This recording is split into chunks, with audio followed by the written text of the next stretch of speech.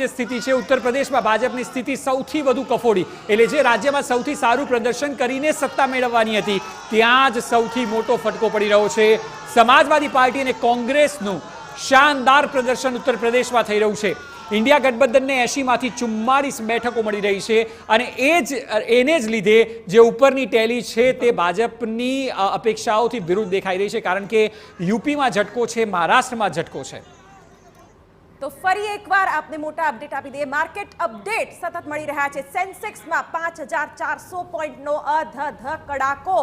આજે આ આખો જે ખેલ છે આંકડાઓનો છે ને તેમાં શેર બજાર પણ શું રમત રમી રહ્યું છે તે અત્યારે રોકાણકારો સમજી નથી રહ્યા. લોકસભા ચૂંટણીના પરિણામથી શેર બજાર સદમામાં જતું રહ્યું છે અને શોકિંગ અપડેટ આવી રહ્યા છે. સેન્સેક્સમાં 5400 પોઈન્ટનો અધધ કડાકો, કારણ કે જે અપેક્ષા રાજકીય સ્થિતિને લઈને રાખવામાં આવી હતી તે અપેક્ષા ક્યાંક ફળીભૂત નથી થઈ. નિફ્ટી 1700 પોઈન્ટ તૂટ્યો છે. રોકાણકારોના 35 લાખ કરોડ ધોવાઈ ગયા છે, એટલે રોકાણકારોમાં પણ સન્નાટો છવાઈ ગયો છે. લોકસભા ચૂંટણીના આ પરિણામથી શેર બજાર પણ સદમામાં.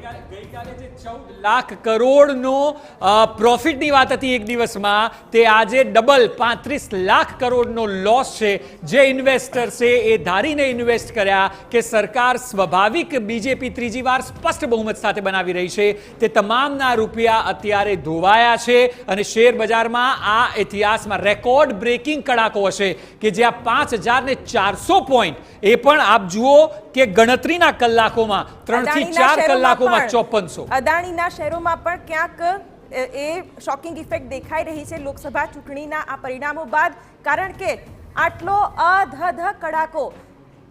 જે સ્થિતિ છે તેમાં અજયભાઈ, અદાણીના ખાસ કરીને જે શેર છે, કારણ કે આપ જુઓ ગઈકાલે પણ તમામ શેર લગભગ 8% લઈને 16.5% સુધી અપ રહ્યા. આજે તમામ ધોવાયા છે. એટલે આપ એક શેર પીએસયુ સિવાય અદાણી, આ સ્થિતિ જે છે તે અદાણી માટે પણ સારી નથી, રોકાણકારો માટે તો સ્વાભાવિક સારી નથી. અદાણી માટે તો સ્થિતિ હજુ વધારે બગડશે. એનું કારણ એ છે કે અદાણીનો જે ગ્રોથ હતો ને, તમે 2014 કે 2024માં જુઓ તો એ 10 વર્ષનો ગાળો જે છે અદાણી માટે એકદમ 632 થી પહેલો 632 2014માં જ્યારે વર્લ્ડ લેવલ પર 632, ત્યાંથી પહેલા સુધીની સફર આ 8 વર્ષમાં 9 વર્ષમાં કરી. એટલે હવે એ ફરી પાછું રિવર્સ ટ્રેન્ડ આવશે. અને બીજું હું તમને કહું કે પડે છે ને ત્યારે સઘળું પડે છે. અદાણી સામે શેર બજારમાં સેબીની તપાસ ચાલી રહી છે. એના બધા જ જે પેલા અકાઉન્ટ જે છે એની સામે ક્વેશ્ચન થઈ રહ્યા છે. સુપ્રીમ કોર્ટમાં ઘણી બધી મેટર જે છે પેન્ડિંગ છે. અત્યાર સુધી જ્યુડિશરી પર અને બધા પર ઘણું બધું દબાણ હતું. એ દબાણ હવે હટશે અને સરકાર બદલાશે કે સરકાર ન પણ બદલાય, પણ સરકારની મજબૂતાઈ પર પણ જો અસર થાય તો એ તરત રિફ્લેક્ટ થશે અદાણી પર, એના શેર બજાર પર, એના પરફોર્મન્સ પર. બીજું માની લો કે મહારાષ્ટ્રમાં 6 મહિના પછી ચૂંટણી છે. આ મહારાષ્ટ્રનો ટ્રેન્ડ છે. તમે એવું માનો છો કે ધારાવી પ્રોજેક્ટ રહેશે? ધારાવી પ્રોજેક્ટ 645 એકર જમીન આપી છે. ધારાવી પ્રોજેક્ટ પર એની સીધી અસર જોવા મળશે. એટલે ઘણા બધા ઇમ્પેક્ટ જે છે એ આના કારણે જોવા મળશે. ને ઘણા બધા રાજ્યોમાં જે ઉલટફેર થયો છે, પશ્ચિમ બંગાળમાં જે પોર્ટ લીધું છે, કે ઓડિશામાં પોર્ટ લીધું છે, કે ઝારખંડમાં જે એક ગોંડા જે છે ત્યાંનો તમે સ્પેશિયલ પ્રાઇવેટાઇઝેશનના પણ દરેક પ્રોજેક્ટ્સમાં અને એની ઇફેક્ટ જે છે પ્રાઇસ પર થશે, કોલ સ્કેમ ને બધું ખુલશે. એટલે આ બધું જે છે શેર બજાર જે છે ને તરત રિએક્ટ કરે છે અને એટલે જ તમે જુઓ કે શેર ડાઉન થશે.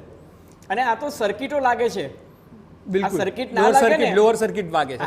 આ સર્કિટો જો ના વાગે તો બજાર ઘણું બધું ડાઉન થઈ જાય. તો પેલો દોડવું તું ને ઢાળ મળ્યા જેવો ઘાટ થાય. તો સર્કિટ લાગે છે એટલા માટે નથી થતું. હિન્ડનબર્ગના રિપોર્ટ વખતે તમે જોયું હતું કે અદાણી જે ગ્રુપ આટલું બધું ડાઉન ગયું, એનો અર્થ એ કે બબલ તો હતો જ, એ બસ થયો. પણ ફરી પાછી સરકારી સ્ટેબિલિટી અને સરકારે સુપ્રીમ કોર્ટમાં જે રજૂઆત કરીને એ અલ્ટિમેટલી એવું હતું. કારણ કે જો આ રાજકારણનો ભાગ છે, બિઝનેસ ટાઇકૂન્સ જે હોય એ આપણે જાણે અજાણે પણ આપણને ખબર છે કે સરકારનો ક્યાંક ને